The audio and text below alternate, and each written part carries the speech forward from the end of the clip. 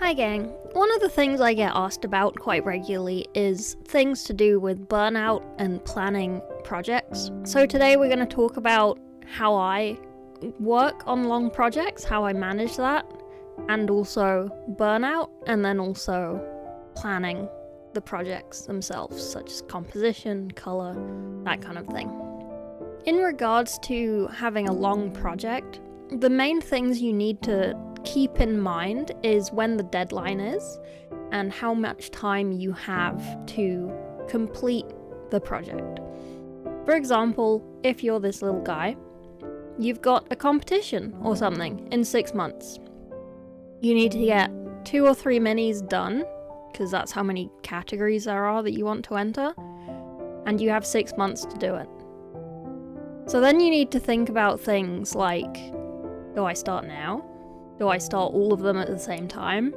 Do I try and space them out and get one done in 2 months, and then the next one done in 2 months, and the one after that done in 2 months? Is that doable for you? A lot of what I'm going to talk about today is purely down to you as a person. Like, this is just how I deal with things. This isn't going to work for everyone. And to be honest, it doesn't really work for me. I kind of struggle a lot. When you're faced with these long projects, obviously you have to answer the most obvious questions first. What model or models are you going to paint? How long does it normally take you to paint these? For example, if you're painting a Space Marine, how long does it typically take you to paint a Space Marine to the best of your ability? And is that longer or shorter than the time you have to the competition? And also, how much free time do you have? Lots of people have real life jobs. They go to an office at 8 o'clock in the morning, they come home at 8 o'clock at night.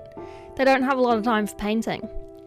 Are you stretching yourself too thin? Are you going to burn out? Are you going to have enough time to finish your painting to the standard that you want it to be at? And again, just to reiterate, this might not work for you, what I'm gonna say, but it's worth a little go. But it's generally down to finding what is comfortable for you and finding what works for you. And listening to what works for other people can be quite helpful in finding that out. Or you can do what I do, or I just leave it to the last second, and then I panic and I do everything all at once at the end. I did this throughout school, I did this throughout uni, I do this for Golden Demon. I put off doing things, I procrastinate, and then I rush it, and it ends up pretty good. I'm generally happy. I was very happy with my Vashtor, for example, but I do feel like I should have spent more time on certain parts that I did rush just because the deadline was getting so close for Golden Demon at Spiel last year. Another thing I try and do to try and mitigate the panic and mitigate the procrastination is, if I don't give myself as much work to do, I don't procrastinate as much because I find it difficult to prioritize things in my head. So if I have more than about 2 or 3 projects going at a time, I get a little overwhelmed and I can't decide which one of them is the more important one, so I end up just doing nothing and just vegetating. It's also very important that I have some days off between painting, just to play games, chill out, not do anything painting related. Otherwise, I paint too much and then it's like I don't want to do it anymore, and then it wastes deadline time. I would not recommend procrastinating. I do a lot of it. It's fun. You feel very guilty doing it, but you have fun doing it because you're normally playing games or doing other things that you enjoy doing. But I wouldn't recommend it. I would try and avoid procrastination as much as you can, if you can. And that's also to say that having days off, not painting, that's not procrastination, that's self-care, that's fine. You can, do not feel guilty having a day off of painting. If you get home from work and you're too tired to paint, don't paint. If you don't think that you can do your best painting for that mini for a competition in that time because you're too tired, have a little treat, have a little snack, watch your favorite TV show or play your favorite game, spend some time with your friends and things, and don't worry about it. You're allowed to have days off. It's fine. Some bad habits that I find people tend to ask me how to avoid are things like getting hyperfixated on one bit of the mini and then getting that burnout from just essentially spending like 4 to 8 hours on like a Space Marine shoulder pad, getting that non-metallic perfect, and then they rush everything else because they've run out of steam. They don't want to do it anymore, but they're pushing through. This is a shame. Like, you can tell when people do it, when things aren't as detailed as other parts of the mini. So again, just take your time, take the time off that you need. Don't give yourself extra work, manage your expectations, find shortcuts that work for you. I do a lot of wet blending, and I do a lot of stipple blending, because it works for me, and it's a lot faster than glazing for me.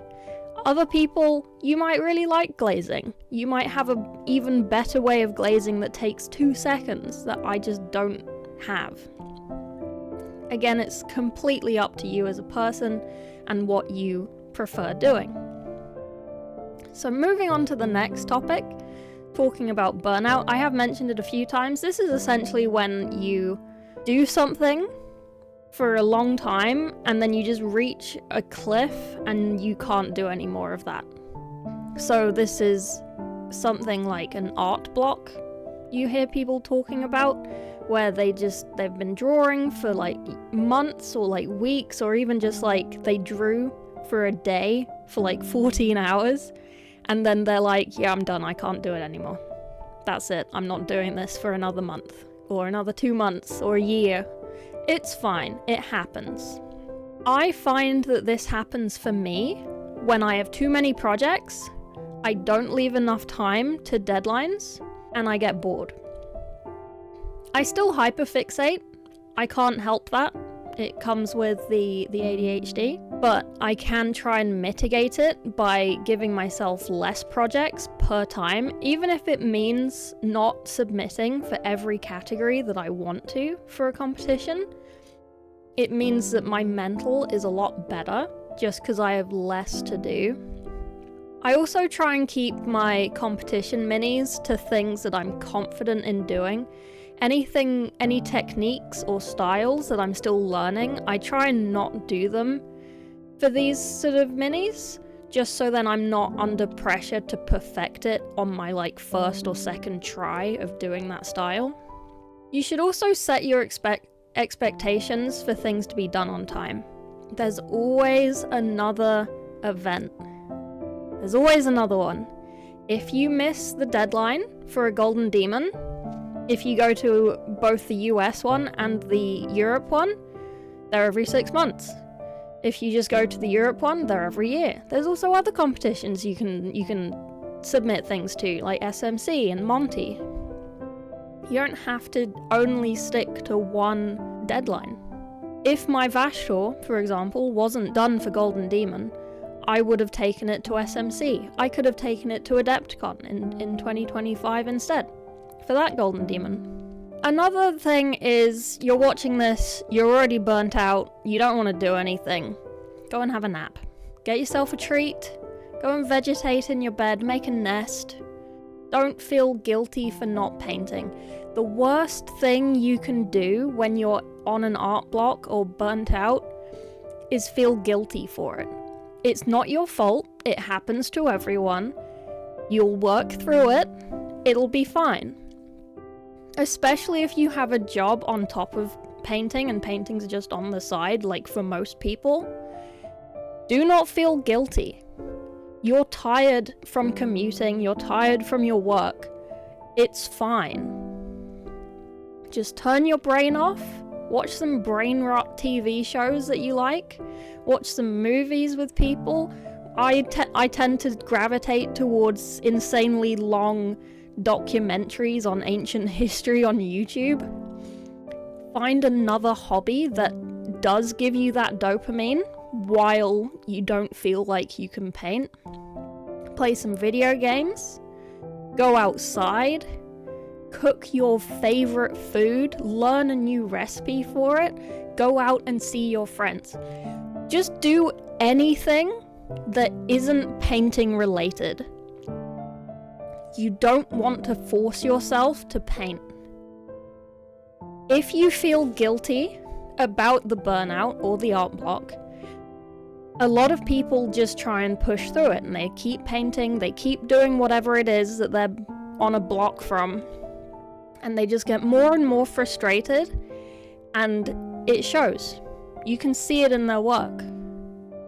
So just take your time, have a break, go and have a nap, have a nice little spa day, get a pedicure, get a manicure, stroke a cat or a dog, go for a walk. Just take care of yourself. Eventually, one day, again, it doesn't matter what the deadlines are, there's always another event. There is always another event. Unless the apocalypse happens, there is always another event. If you get a burnout and you can't finish something in time for Golden Demon, for example, it's fine. Just sleep, have a great time, play some games, stop painting. If you're still burnt out and you cannot make the deadline for Golden Demon that year, just change the deadline to the next one. You'll be fine. There is no pressure on you to have these minis done for that specific competition. You can go for any competition you like. You don't have to be locked into, I have to do Golden Demon, I have to do SMC, I have to do Resin Beast, you know? Just take care of yourself. You'll be fine. We're rooting for you. And if you're some sort of content creator who relies on putting out content relating to art, painting, whatever, the people who follow you, the majority of them don't only follow you just because of the craft you do. They follow you because they're inspired by you, whatever you do, and that you're a nice person in some way. In some way you interact with your community, they like that. If you start posting that you've made like an amazing chili con carne, and it's amazing and it's beautiful and you've done all these nice photography shots of it, they're gonna love that. If you're normally a painter and you've got a bicycle and you've started cycling or walking a dog or anything, just post pictures of it. They'll love it. Do not worry. There is zero pressure on you. You'll be fine. Sorry, that got a little aggressive at the end. The next bit, planning the projects. People always ask how I plan things. I don't. I tend to just wing it. When you are planning, you should think of things like, what mini are you going to paint? When is it for? Like, is it for a competition? Is it for a tournament? How are they going to look? And that sort of thing. As always, don't paint something you're not passionate about. It shows. Rule of Cool is the ultimate decider of what to paint for a competition. If you don't want to paint it, don't paint it. Get a different mini, or kit bash it into something that you do want to paint. The next parts of planning that I get asked about are composition and color. So I'm not gonna go through like color theory and proper composition in its entirety in this video, just because I wanted to keep it kind of short and sweet as like a sort of easy peasy guide to how to do these things, how I do these things. Generally, when I'm creating a new project and I don't know what color to do, I start with my favorite color. It's orange, pink, yellow, those sort of things. And then I just pick a few other colors that look nice with it, and I tend to stick with those as the main colors, and I don't like to use too many just so that it doesn't start looking busy on the mini, just because they're super small, so the colors kind of are super close to each other. They might not be touching directly, but they're super close to each other, so it can look really busy really easily. And then there's always the case of, what style are you painting in? Do you have your own style? Are you doing heavy metal with the edge highlights and not particularly a lot of like lighting detail? Are you going full non-metallic or true metallic? Are you going full grimdark, full weathered, full clean, comic book style, anime cell shaded? These are kind of important things for you to decide before you start painting. You should also think about your light source. The easiest light source is obviously the sun. It's just a sort of top-down, general and everywhere kind of lighting. And then you want to decide what your base is going to be. Are they on a planet? Are they in a building? That kind of thing. Going over color choices. These are kind of the ones that everyone kind of goes for. There isn't too much science behind it. It's just what colors look nice with other colors and how much color you want to use. One of the simplest ways of coloring in a mini is monotone. So this can just mean black, gray, white, or it can mean black and then a color and then the highlight. White or off-white, whatever. And then you can do the entire mini in that color palette, either grayscale or with one color. This can work really well. People tend to do this with things like candle-lit minis, where the orange light from the candle is the only color apart from the darkness and the brightness, and it looks really nice. And if you're still learning about lighting and how this reacts to various materials, this can be one of the most useful ways of practicing lighting, just doing it monotone. And then if you decide you want color later, like in my lighting tutorial theory video that I did, you can always paint it in black and white, grayscale, and then do a contrast paint over it. That's completely valid to do. I do that. It's completely fine. Another way of choosing colors is neighbors. This is when you pick a few colors that are next to each other on a color wheel. For example, purple, pink, and red. They're next to each other. They're gonna look nice together. You can either go for a dark purple for a shadow, and a pink for a midtone, and a pale red for the highlight. As long as you don't tip the red into the orange, it'll look great. Or you can use the purple, the pink, and the red tone all as midtones, and then have the shadow be more brown or towards black, but don't go towards black because it'll make everything look dull and washed out. And then you can do things like opposites or complementary.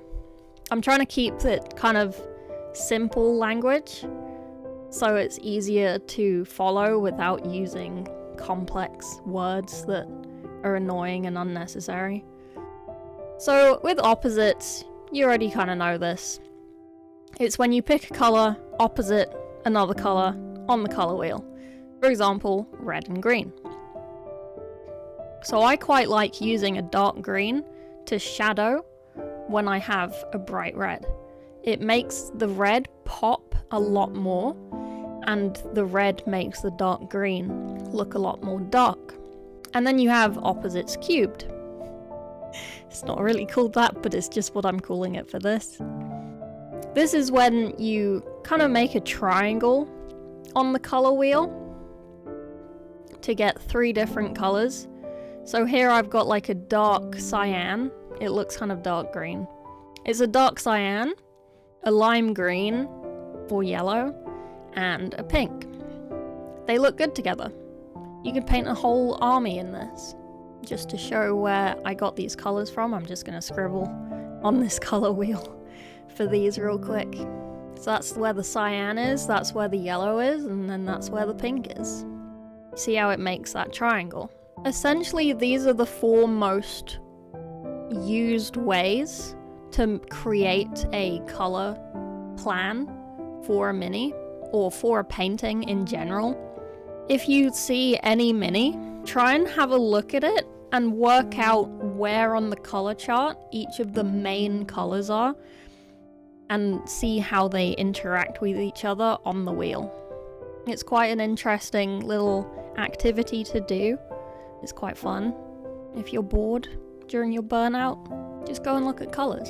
In terms of composition, when you have a Stormcast holding his shield, holding his little javelin up, and you haven't kit bashed it, this is just how it comes. You are kind of mainly looking at lighting for the composition. Unless you're kit bashing something, which is different, then you can use like the rule of thirds and making triangles between lines and making all the lines like spears face the same direction, that kind of thing. You want to look at the lighting, so you want to just keep it as consistent as you can with the sunlight coming down, hitting all those edges, and then the shadows. They don't come up like this, but you know what I mean. And it's just kind of trying to keep it kind of simple, but kind of interesting at the same time. And remember, you can always change the color of the lighting as well. It doesn't always have to be white or yellow. The shadow doesn't always have to be black or purple or dark brown. There are no rules. It's art. You can do whatever you want. The one thing I will say is that on minis, you want the most important bits to be the brightest parts. Generally, it's the head. So you want the main highlight, if you ever go to a white top highlight, keep it on the head and don't do too much outside of the head, just so it keeps it as the brightest bit. And for the love of God, do not make the base the same color as the feet of the mini. The feet will disappear, they will chameleon. He will look footless. Don't do it. I know you want to, brown boots on mud, but you'll lose those boots. Unless you do like a nice splashing of mud up the legs and there's a nice transition, don't do it. Don't do it. Just use a contrasting base. You'll be fine.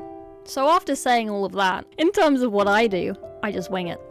I don't particularly plan things, I just kind of go with what feels like the right thing to do. It sounds so wishy-washy, but it's just how I kind of manage. I do tend to, when I get stuck, either on the lighting or finding the next color that I want to use, I do take a picture of it, put it in my drawing tablet, have a scribble with some colors, see what looks good, and then I paint. I will also reiterate of sticking to 1 or 2 main colors. Maybe 3. This is like how my jacket is green, my hair is pink. Those are the only colors pretty much on my VTuber model, apart from the skin, obviously. So everything is pink or green. Whenever I design anything for my stream, it's pink or green. It just keeps it more simple and cohesive. In conclusion, the TLDR, do your best, you'll be fine, we're here for you. If you need any help, please reach out to a community that you're in. If you need help with composition or color scheming or anything, please post in my painting help channel or any community painting thing that you're in. Everyone is lovely, they are dying to help you. And if you're burnt out, just chill out, have a treat, go and get some sweets, get a pint of ice cream, just sit in the bath. Bubbles, passion fruit flavor, covered in bubbles, eating a tub of ice cream with chocolate. Don't use a spoon, just use a bar of chocolate as a spoon. And maybe read a book, I don't know. I don't read many books, but I don't know what other people do in baths. I scroll TikTok and Reels and play shitty mobile games. But yeah, I hope this kind of helped give an insight into at least how I handle things, and it might help how you handle things. Maybe let me know in the comments how you handle things like burnout and planning, and I can't remember what we talked about at the start of the video, but oh god. But let me know your thoughts, and I'll see you next week. I'll be doing another painting tutorial for next week. I do want to do some more of these kind of mental videos, because I know that it's a thing that lots of people struggle with, getting art block and that sort of thing. So if this is helpful to have as like a little pat on the back and like a it's okay, we all go through it, you'll be fine, then let me know. Leave a like if this was fun, and yeah, I'll see you next week.